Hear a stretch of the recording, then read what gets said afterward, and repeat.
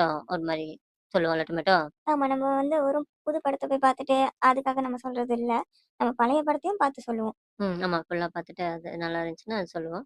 நல்லா இல்லாத படத்த வந்து பார்த்துட்டு நல்லா இல்லன்னு தான் சொல்லுவோம். அப்படிதான் இருக்கும். இந்த டொமேட்டோ. சரி ஆமா. படம் வந்து அது இருந்துச்சு. அடுத்தது மியூசிக்கு அந்த மாரி அது எப்படி இருந்துச்சு டொமேட்டோ? அத பத்தி சொல்லணும்ல?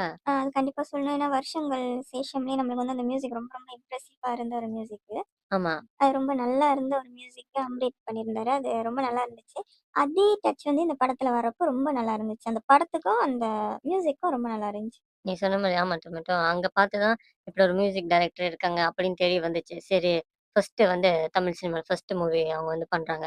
அப்படிங்கிறப்ப எப்படி இருக்கும்னு ஒரு எதிர்பார்ப்பு அந்த படம் பார்த்தனால வருஷங்கள் சேஷம் பார்த்தனால, இந்த படத்துலயும் இருந்துச்சு. பார்த்தா பெஸ்ட் ஆஃப் பெஸ்ட்டா படத்துக்கும் மேட்ச் ஆகணும்ல என்ன தான் பெஸ்ட் ஆஃப் பெஸ்ட்டா இருந்தாலும் டொமேட்டோ. ஆமா. படத்துக்கு மேட்ச் ஆச்சு. அந்த சீனுக்குலாம் ரொம்ப நல்லாவே மேட்ச் ஆச்சு. ஆமா. ஏன்னா அந்த பாட்டு ரொம்ப ஹிட் இல்ல வருஷங்கள் சேஷம். அதோட அந்த மியூசிக் வர வர